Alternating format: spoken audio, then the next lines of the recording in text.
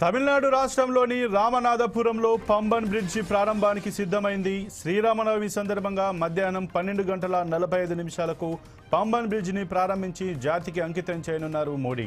అనంతరం బహిరంగ సమావేశంలో పాల్గొని 8,300 కోట్ల రూపాయల విలువైన నేషనల్ హైవే ప్రాజెక్టులకు శంకుస్థాపన, పూర్తయిన పనులను ప్రారంభించనున్నారు. అలాగే సభ ముగిసిన తర్వాత ప్రధాని రామేశ్వర ఆలయాన్ని సందర్శించి జ్యోతిర్లింగాల దగ్గర పూజలు చేయనున్నారు. ఇక ప్రధానమంత్రి నరేంద్ర మోడీ పర్యటన నేపథ్యంలో భారీ ఏర్పాట్లు చేశారు అధికారులు.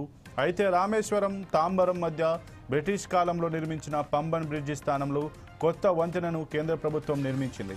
సుమారు 535 కోట్ల రూపాయల వ్యయంతో 2.5 కిలోమీటర్ల కంటే ఎక్కువ పొడవుతో ఈ బ్రిడ్జి నిర్మాణం చేపట్టారు. రైల్వే బ్రిడ్జి మధ్య భాగంలో వర్టికల్ లిఫ్ట్ ఏర్పాటు చేశారు. ఈ మార్గంలో ఓడలు, పడవలు రాకపోకలు కొనసాగిస్తాయి. ఆ సమయంలో ఈ బ్రిడ్జి నిటారుగా పైకి లిఫ్ట్ అయ్యేలా నిర్మాణం చేశారు. వర్టికల్ లిఫ్ట్ మెకానిజం కారణంగా ప్రపంచవ్యాప్తంగా ఈ రైల్వే బ్రిడ్జి ప్రత్యేక గుర్తింపు దక్కింది.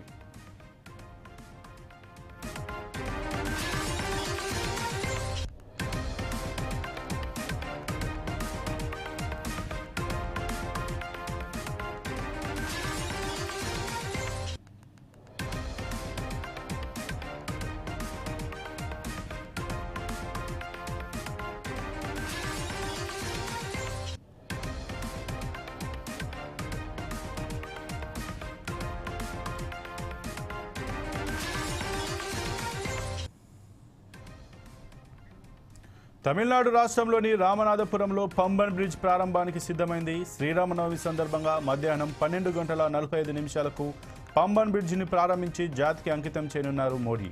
అనంతరం బహిరంగ సమావేశంలో పాల్గొని 8,300 కోట్ల రూపాయల విలువైన నేషనల్ హైవే ప్రాజెక్టులకు శంకుస్థాపన, పూర్తయిన పనులను ప్రారంభించనున్నారు.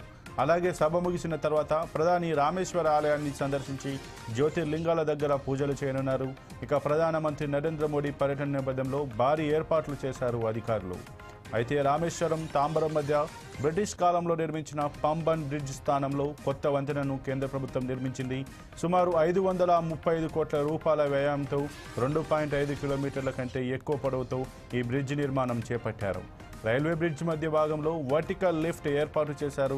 ఈ మార్గంలో ఓడలు, పడవలు రాకపోకలు కొనసాగిస్తాయి. ఆ సమయంలో ఈ బ్రిడ్జ్ నిటారుగా పైకి లిఫ్ట్ అయ్యేలా నిర్మాణం చేశారు. వర్టికల్ లిఫ్ట్ మెకానిజం కారణంగా ప్రపంచవ్యాప్తంగా ఈ రైల్వే బ్రిడ్జికి ప్రత్యేక గుర్తింపు దక్కింది.